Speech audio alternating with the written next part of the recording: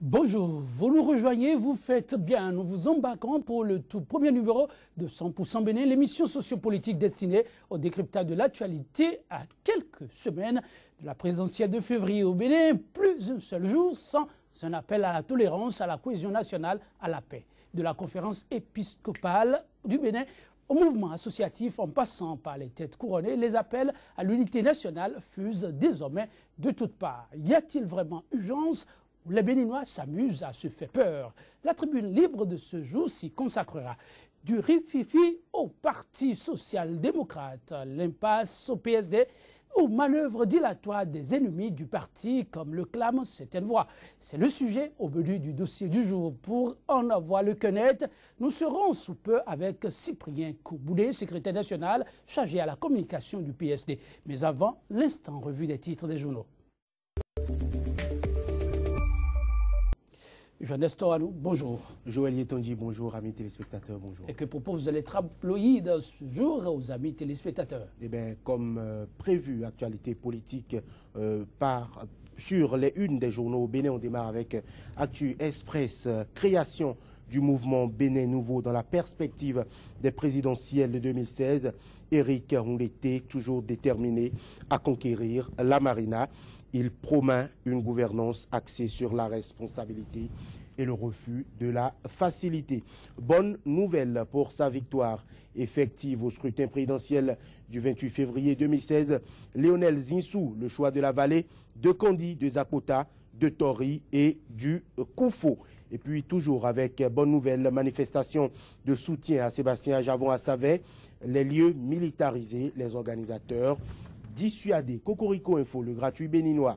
Interdiction d'un meeting de soutien à Sébastien Ajavon à Savet. Ce deux poids, deux mesures n'honore pas notre démocratie, dixit Idrissou Abdou. Le communal. Acquisition d'équipements au port autonome de Cotonou. Le DG Antoine Couton redynamise la Sobemap. Et puis, montée de tension à la douane béninoise. Le SIDOB de Marcelin Laourou menace la décrispation de la crise par Boniaï attendue par le peuple. Défi info présidentiel de février prochain. Encore un week-end de forte mobilisation en faveur de Sébastien Ajavon. Bonou, Dangbo et Djegankpevi dans la barque ASG. 300 élus locaux de Savet ont aussi fait allégeance à l'homme de Djefa. Info Sud, présidentielle de février 2016. Patrice Talon conquiert les militants PRD du littoral et de Sémé-Podi. La Nouvelle Gazette. Accident de l'hélicoptère et promesse de 3 milliards à la mairie de Parakou par le chef de l'État. Dakpe Sossou demande des comptes au gouvernement. La Nouvelle Génération. Pascal Irénée Koupaki au stade Charles de Gaulle de Porto Novo hier. Je suis le candidat des démunis. La Nouvelle Tribune. Choix de Sébastien Ajavon comme candidat. La fédération PSD du littoral se met en ordre de bataille. La Source de l'info présidentielle 2016. Les raisons du soutien d'Olympe Bellikenum à Lionel Zinsou. La Tribune de la capitale présidentielle de février 2016. Issifou Koginduro s'assure le soutien du Nord Bénin. L'actualité présidentielle de février prochain. Les 30 principaux axes du projet de société du général Guyan Robert. L'affiche du jour présidentielle 2016. Lionel Zinsou, l'illustre inconnu dans la vallée de l'Ouémé. Le Béninois, pour concrétiser la vision de Éric Ndoundété pour le Bénin, la plateforme Le Bénin Nouveau sur les fonds baptismaux. Le Devoir, tractation pour la présidentielle prochaine. Constant Dégbé dresse le tapis rouge pour Lionel Zinsou à Dogo. Le Grand Matin, entrave aux libertés publiques en période électorale. Les partisans de Ajavon empêchés de manifestation à Savet. Le Matin, géant meeting du vice-premier ministre pour le candidat des FCBE, PRD, RB, François Abiola et la CDR engagés pour Zinsou. Le Pays émergent, promesse de 3 milliards de francs CFA pour le développement de la ville de Parakou par le chef de l'État et accident d'avion à Djougou. Le député Dakpe Sossou interpelle Boniaï et demande des comptes à Lionel Zinsou. Et puis installation de la coordination de l'UDBN à Savalou. toujours avec le pays émergent, Claudine Prudencio fidélise ses militants des collines pour Ajavon. Une dizaine d'élus locaux FCBE adhèrent aux idéaux de Ajavon-Sébastien Germain. Le potentiel à présent, restitution sur le choix du candidat des socialistes aux militants de base PSD et Ajavon ensemble comme deux tourtereaux. Le projecteur présidentiel du 28 février prochain, le duo Sonon et Yekwetomain quadrille Zakota pour Zinsou. L'économiste, ralliement politique Kader Badamassi atterrit chez Talon. Les 4 vérités, meeting de présentation de la coalition CDR à Sakété. Abiola lance sa machine de guerre.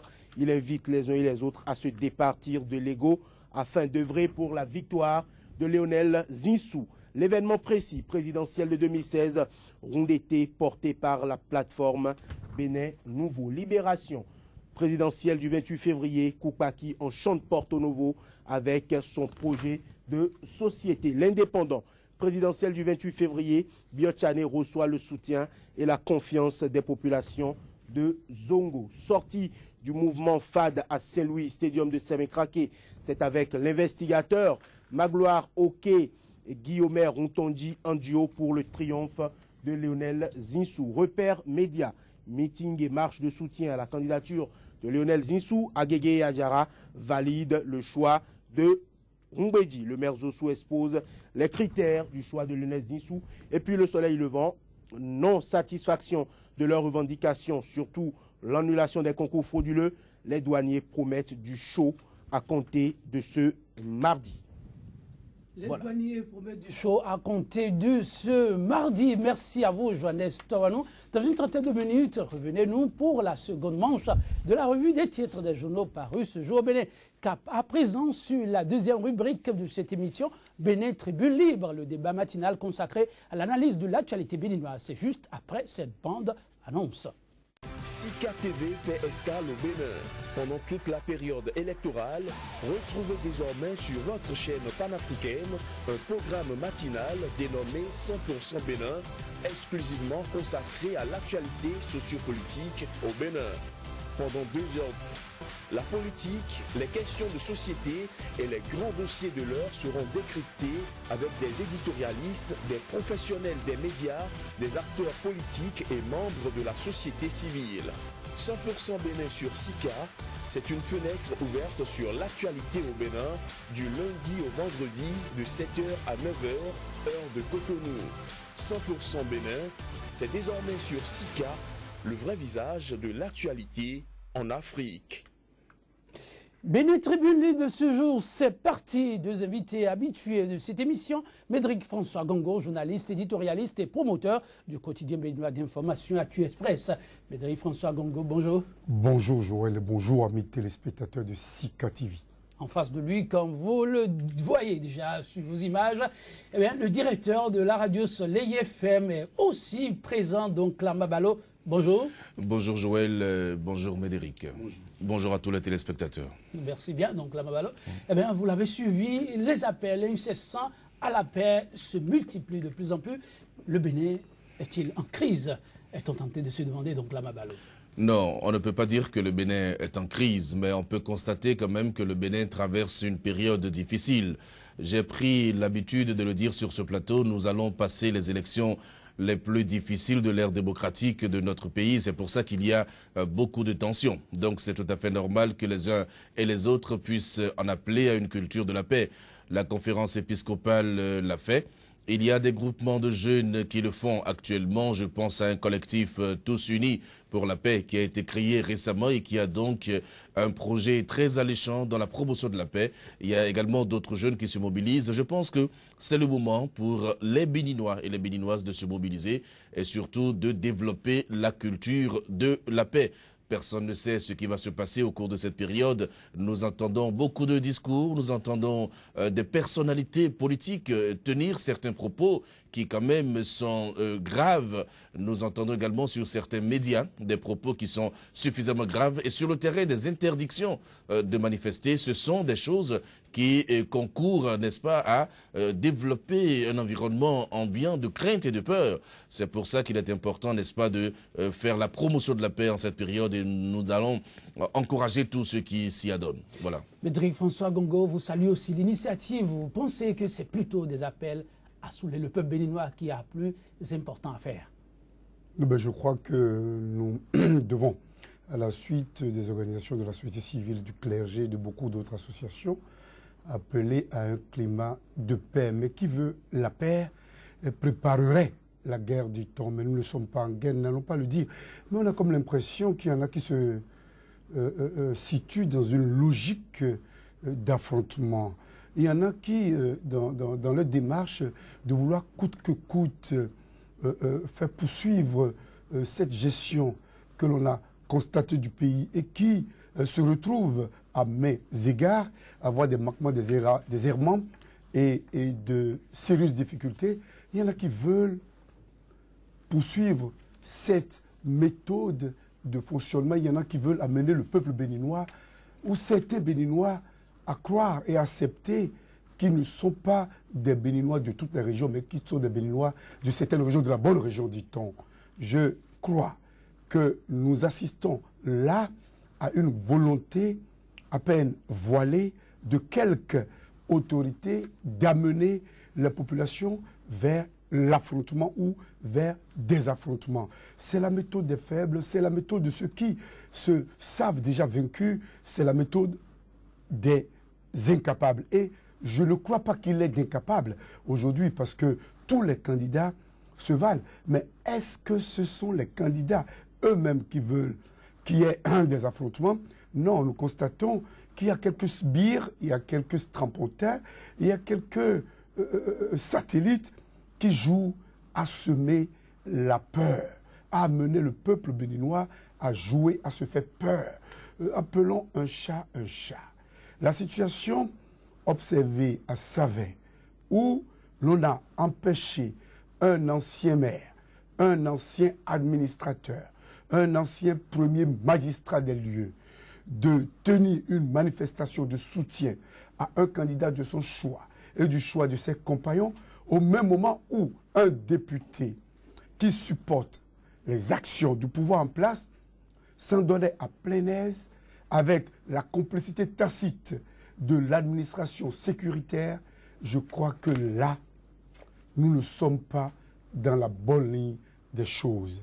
Et nous devons très vite tirer la sonnette d'alarme pour avertir du pire, parce que cela n'arrive pas qu'aux autres. C'est vrai, le peuple béninois est béni des dieux.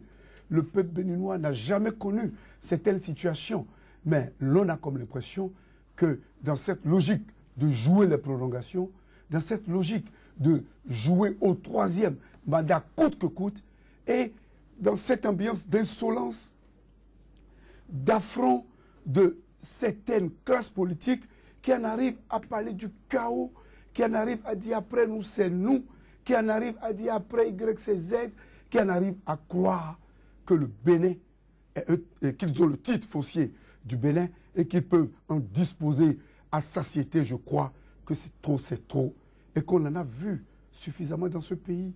Des gens qui ont été aux élections et qui ont accepté avoir échoué, des personnalités qui ont été aux élections et qui ont accepté que les choses se tiennent dans les règles de l'art.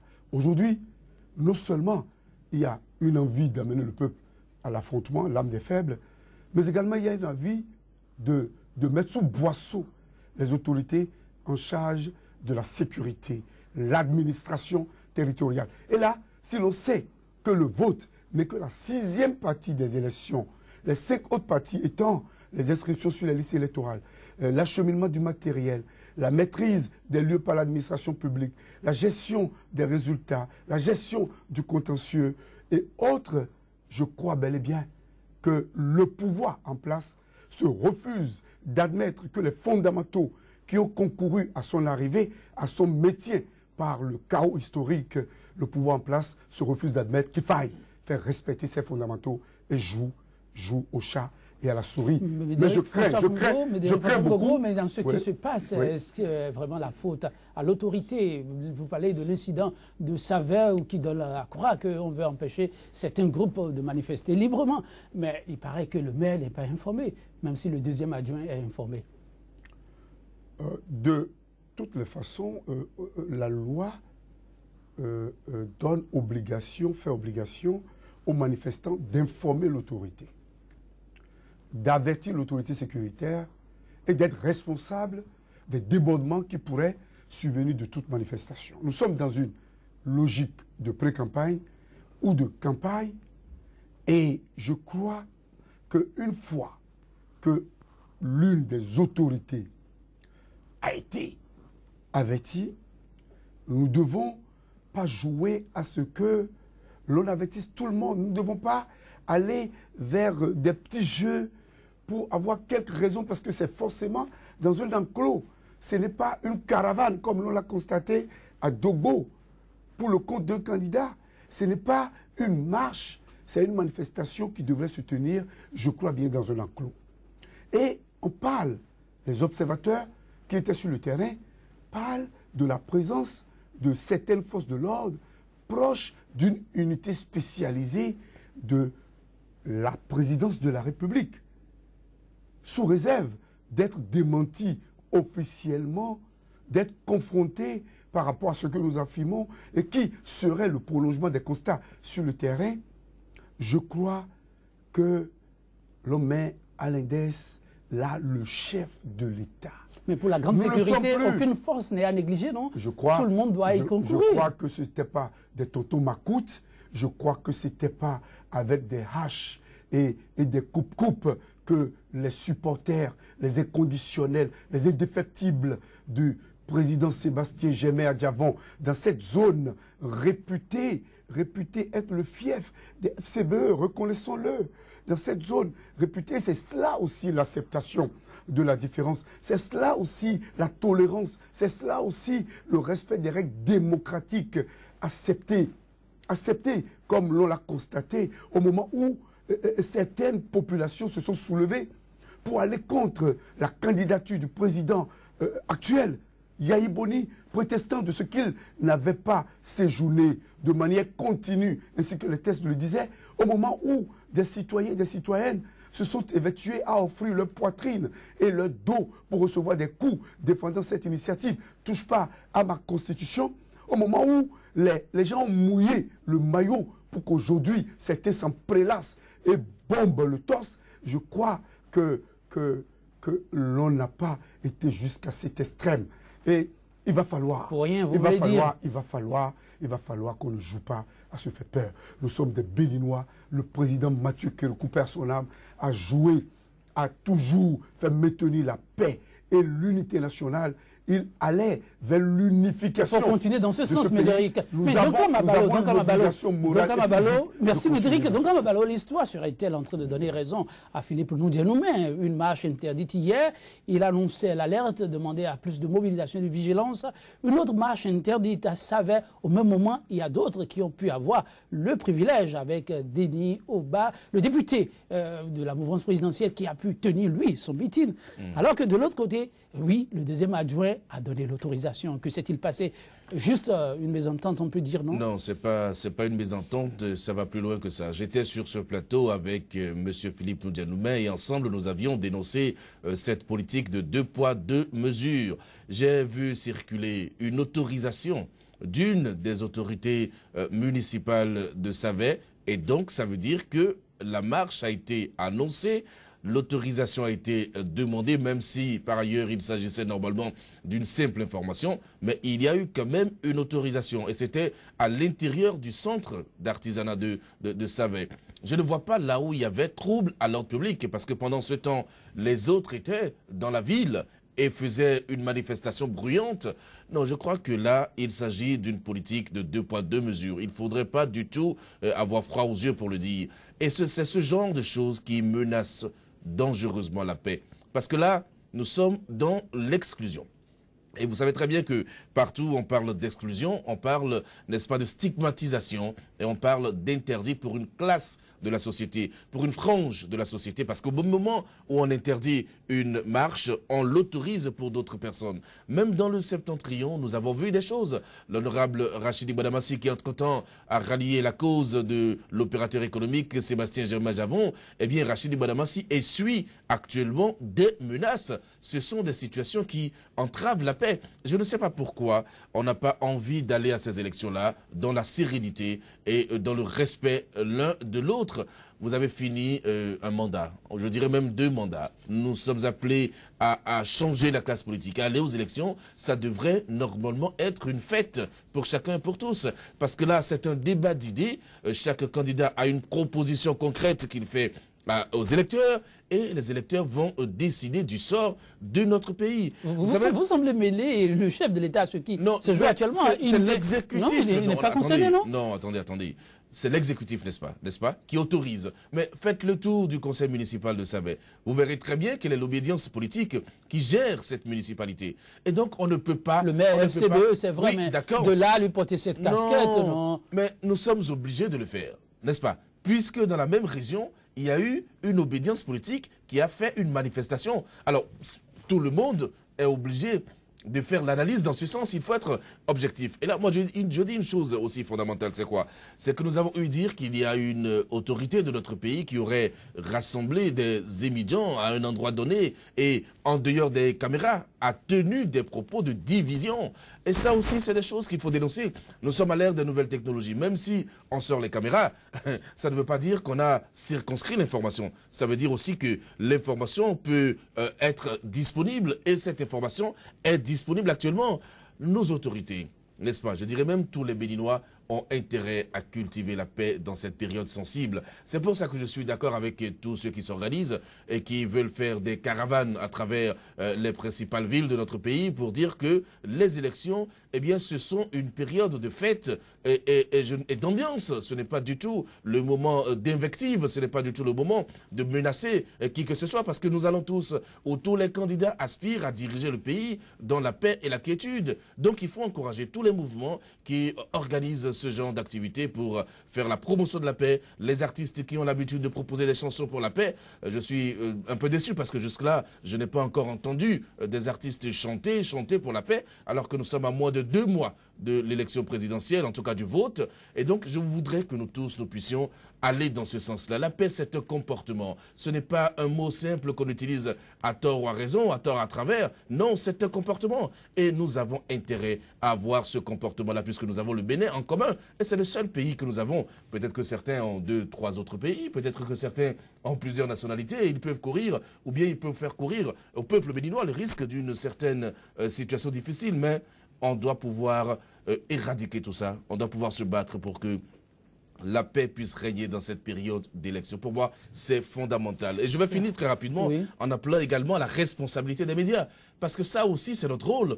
Nous ne pouvons pas, n'est-ce pas, mettre de la lumière sur tout ce qui entrave la paix. Je suis certaines émissions sur certaines télévisions et sur certaines radios, et des fois, je me demande si nous n'allons pas au-delà de notre profession. C'est vrai que nous sommes journalistes, nous sommes des êtres humains, nous avons notre fibre, mais il faut faire attention, parce que notre responsabilité est engagée. Vous pensez que la RAC, pour l'instant, est spectatrice? Je pense que la RAC est en train de passer à côté de son rôle. Il est important de le dire, parce que aussi bien sur la chaîne de service public que sur certaines chaînes, il y a quand même une réglementation dans cette période. Mais des choses ahurissantes que vous entendez. Ce qui se passe, la position de la RAC ne s'inscrit-elle pas dans sa logique de permettre la pluralité? La pluralité, mais dans le respect de l'autre. La pluralité dans le respect de la déontologie, parce que la RAC régule, n'est-ce pas, les organes de presse. Mais la RAC a un mot à dire dans cette période-là. Il y a trop de dérives. Et je crois que c'est ça qui vous amène vous-même à programmer un tel thème pour ce débat. Nous devons mettre fin aux différentes dérives. C'est la responsabilité de chacun de tous. En tout cas, si on tombe dans le pire, moi, personnellement, je ne sais pas où je vais aller. Mais de François Gogo, il faut remarquer que l'exécutif lui fait... Il y a des gens qui n'ont pas besoin de visa pour partir. Ça, c'est vrai. L'exécutif veut essayer de couper la poire en deux et faire des pieds et des mains. Hier, c'était des appels incessants à ce qu'on libère le Premier ministre. Mais déjà, l'exécutif a donné, à travers son conseil des ministres, l'alerte. C'est déjà le directeur adjoint au budget qu'on a libéré. Vous le savez, il est candidat. Il faut saluer déjà l'initiative. Demain, ce serait sans nul doute le Premier ministre. Non, je pense qu'on ne l'a pas libéré, on l'a limogé. On ne l'a pas libéré? On l'a limogé parce que certainement il avait, pour ce que je connais de l'homme, M. Ossao, c'est un anticonformiste. Que ça suffit, un anticonformiste, c'est quelqu'un qui n'est pas un béni oui-oui. C'est quelqu'un qui n'accepte pas suivre de manière aveugle. Mais que vous êtes sûr que vous ne passez pas à côté de la réalité? Non, vous avez demandé à l'exécutif à quoi et à qui? Vous êtes de ceux-là qui ont tempêté qu'il faut libérer les présidentielles. Si on devrait le faire, on devrait libérer tout le monde au même moment. Mais je crois qu'on ne va pas le faire. Vous savez, le Premier ministre a un cahier de charge suffisamment lourd. Il n'y a pas de cahier de charge parce que jusque-là, au-delà de la légalité, il peine à nous donner la légitimité de son pouvoir, de sa nomination, en ceci que depuis, il n'a aucun bilan à mettre à son agenda. Peut-être qu'il attend être par cataclysme ou par mégarde président de la République pour nous donner la preuve de ce qu'il est capable de faire. Mais je constate aujourd'hui que le chef de l'État se transforme en directeur de campagne de son candidat Lionel Zissou, de son candidat. Vous abordez un autre sujet là. Non, pas du tout. Ah bon? Pas du tout, parce que c'est cela qui amène certaines autorités à toujours se mettre à son service pour outrepasser leurs prérogatives et les limites de leurs droits. On l'a constaté à Sévère, on va le constater à plusieurs autres endroits si nous ne tempêtons pas dans la logique du respect, de la responsabilité sociale du journaliste, comme le disait tout à l'heure. Donc là, de toutes les façons, pour ce que nous faisons depuis, nous prenons la peine d'équilibrer l'information, nous prenons la peine même dans la logique de la défense de nos lignes éditoriales de ne pas outrepasser ce qu'on nous a enseigné en matière déontologique et de toujours faire preuve de responsabilité sociale du journaliste. Mais je crois ici que non seulement il va falloir libérer ceux qui sont dans les structures, dans les arcanes du pouvoir pour leur permettre de bien faire campagne, mais le chef de l'État va devoir également faire objet de retenue. Les directeurs généraux et les ministres vont devoir ne plus se déplacer avec les attributs de l'État, parce que moi je l'ai constaté à plusieurs endroits hier, où on a eu des ministres et des directeurs généraux qui se sont déplacés avec des attributs du pouvoir, des garde-corps du pouvoir, des contingents, au moment où, sur nos routes, on a de la peine à réguler la situation, au moment où les hors-la-loi dictent leur loi à nos populations. Il me semble que vous ne connaissez pas les tests là. Un acteur politique a dit récemment, pour ne pas le nommer, la pré-campagne n'est pas la campagne et par conséquent tout est permis. Oui, c'est vrai que ce qui n'est pas interdit est permis, mais au-delà de la loi, il y a l'esprit de la loi. Au-delà de l'évidence, il y a l'éthique et la morale qui fondent même la politique. Parce que où on veut faire la politique, où on veut faire... La pré-campagne ne connaîtrait pas de morale et d'éthique. Non, je pense qu'il y a un petit silence des lois électorales sur cet aspect que nous allons avec le temps amener le législateur à corriger. Mais je pense que pré-campagne, aujourd'hui, à moins d'un mois et demi du premier tour, nous sommes en plein dans la campagne. Nous sommes déjà dans la campagne. Et il faut déjà réguler ce qui doit l'être. On n'a pas besoin de réguler, mais nous pouvons nous auto-réguler dans une logique de respect de l'autre, dans une logique de gentleman agreement, où nous devons donner la preuve aux populations que l'on est respectueux, l'on est teigneux, j'allais dire, nous les regardant des tests, et que même si l'on a eu à avoir des comportements appelant les nôtres à vouloir s'opposer aux leurs, aux autres, l'on a eu des comportements démontrant à certains Béninois, comme l'a constaté le candidat général Robert Bian dans son allocution, il a été clair qu'aujourd'hui, il y a certains Béninois qui ont l'impression qu'ils ne sont pas Béninois à part entière. Et je crois qu'à sa suite, le candidat, Abdoulaye Diop-Tchani également l'a dit, d'autres candidats fondent même leur projet de société sur la nécessité d'unir le Bénin. Ça veut dire que le mal est là. Et nous ne voulons pas que ce qu'on a fait observer, pas le népotisme, par la promotion de la médiocrité, par l'exponentialisation de la promotion des gens de la bonne région, de la bonne ethnie, de la bonne race, où lorsqu'on fait un concours, il y a des noms qui reviennent comme de manière stéréotypée. Et il y en a d'autres qui, parce que n'étaient pas dans les arcanes de ce qu'il faut, ne réussissent jamais. Que lorsqu'on fait un concours dirigé par des gens qui en arrivent à être coupables de fraude reconnue, on les voit encore députés. Médéric, je vais rapidement finir, parce que vous savez, il y a beaucoup de choses qui nous brûlent le cœur. Et il y a beaucoup de choses qui taraudent nos esprits d'analystes. Ça nous brûle le cœur. Vous aurez le temps d'y revenir en tant que du côté de la régie. On va comprendre que le temps est complètement parti. Avec leur permission, j'aimerais bien écouter comme très rapidement.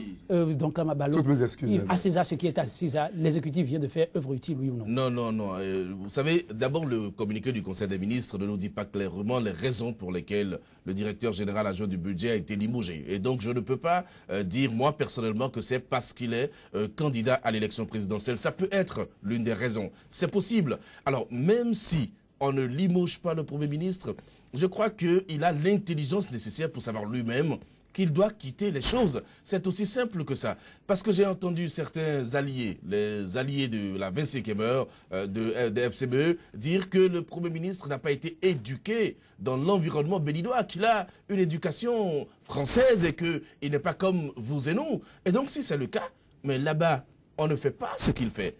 On ne garde pas sa fonction lorsqu'on est candidat. On n'utilise pas les moyens de l'État. Lorsqu'on est candidat, on ne fait pas certaines choses. La décision de l'exécutif vous laisse sur votre Même si l'exécutif ne décide pas de libérer M. Lionel Zissou, si j'étais à sa place, je prendrais sur moi la responsabilité et l'honnêteté intellectuelle de quitter mes fonctions, puisque j'ai les moyens, puisqu'on dit qu'il a les moyens. Et donc, de se mettre au même niveau, à un pied d'égalité que tous les autres candidats, et d'aller faire campagne comme il le fait déjà. Parce que j'ai vu même le ministre d'État avec lui, utiliser les moyens de l'État. En attendant que ceci soit clôturé et qu'on donne satisfaction, oui. Deux petites secondes.